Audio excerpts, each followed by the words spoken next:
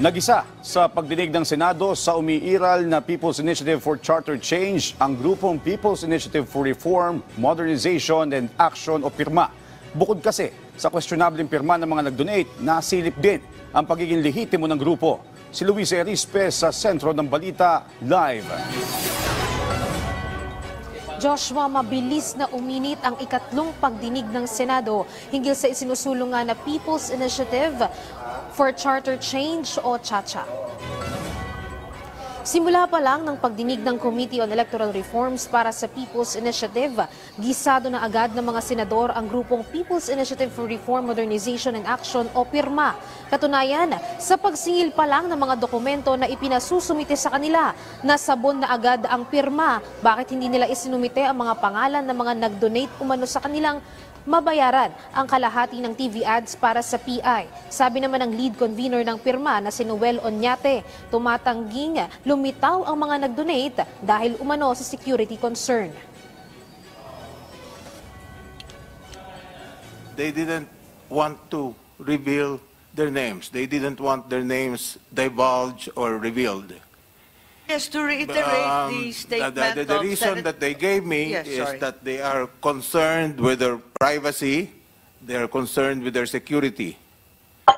But there's no issue of security or privacy. I think it's a matter of pride that as a committed citizen, you are advocating constitutional change. As Senator Chi said, it should be an yes, an activity that you take pride and honor in. They support constitutional change, but they are also concerned about their security and their privacy.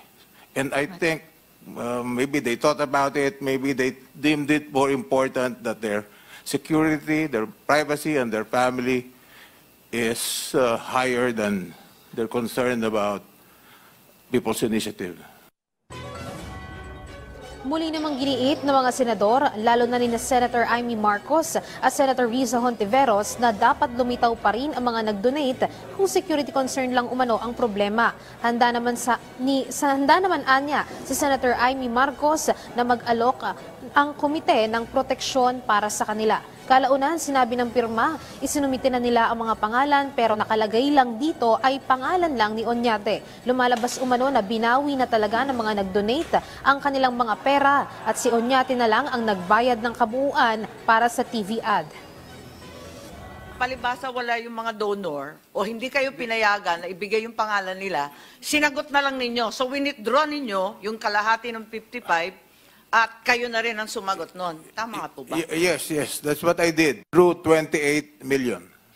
Kailan nyo po winidraw yung 28 million? Last week. Anong araw po last week? At saang bangko po ninyo i-winidraw yung 28 million?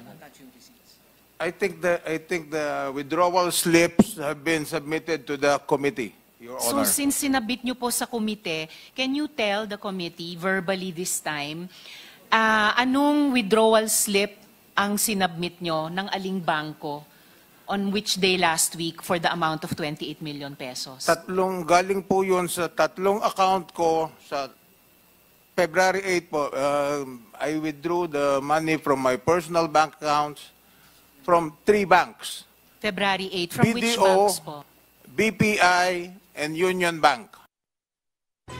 Senador at ng Bureau of Internal Revenue, kahit may pagbawi at pagbalik ng pera sa donasyon, hindi pa rin ito absuelto sa tax, kaya't kailangan pa rin lumitaw ng mga pangalan. I would also like to offer the Senate's protection through an executive session perhaps, or even a witness protection possibility. We have done this before for whistleblowers and such, and we are perfectly happy to do the same for your donors.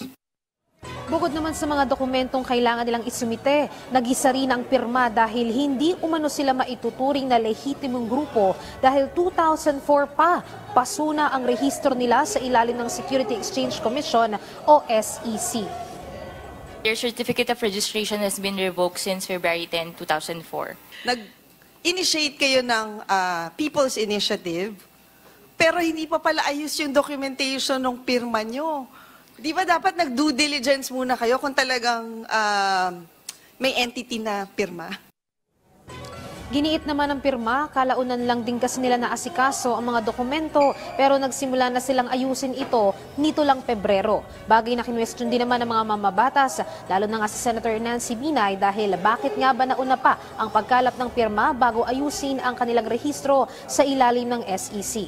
Samantala si Senator Bato de la Rosa naman, ang naging pangunahing pinag-aalala ay yung mga pirma umano na gustong bawiin ng mga tao, lalo na't pumupunta sa mga local COMELEC offices. Sabi ni Bato, nang isagawa kasi umano ang ikalawang pagdinig ng Senado sa PI sa Davao, nakausap niya ang ilang local COMELEC officers sa lugar at hindi nila alam papaano aalisin ang pangalan ng mga nais bumawi ng kanilang pirma. Sabi naman ng COMELEC, bilang solusyon, handa silang maglabas ng guidelines hinggil dito.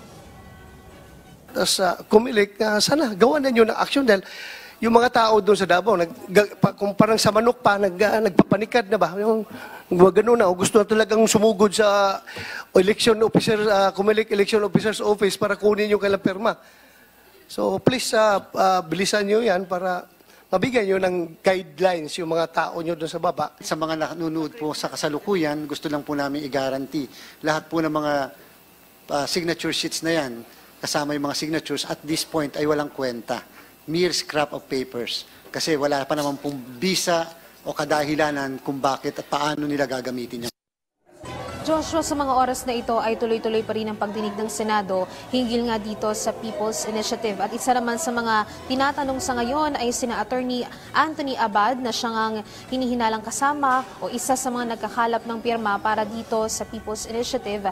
At sa pagdinig ng Senado kanina ay humingi ng tawad si Attorney Abad sa mga naging pinatutunguhan nga nitong pagkalap ng mga pirma para sa People's Initiative. At humingi din siya ng tawad sa mga tao dahil nga dun sa mga stub umano na natatanggap ng ilang mga kababayan natin na pumirma para kapalit nga raw ng ayuda, na tinuturong mga ayuda, ay nakalagay umano ang kanyang pangalan. At sinasabi nga niya na wala siyang alam o kinalaman hinggil dito at siya ay humihingi ng tawad sa mga nagiging turnout ng pagkalap ng pirma para dito sa People's Initiative. At isa rin naman sa pinag-uusapan ngayon ay ang hinggil nga dito sa AKAP program naman ng Department of Social Welfare and Development. At kine-question ngayon dahil nga nalaman dito sa Senado na sa ngayon ay wala pang implementing rules and regulations ang AKAP program at tinatarget na o nagkaroon na ng budget yan sa ilalim ng GAA ngayong taon. Joshua. Maraming salamat, Luisa Erispe.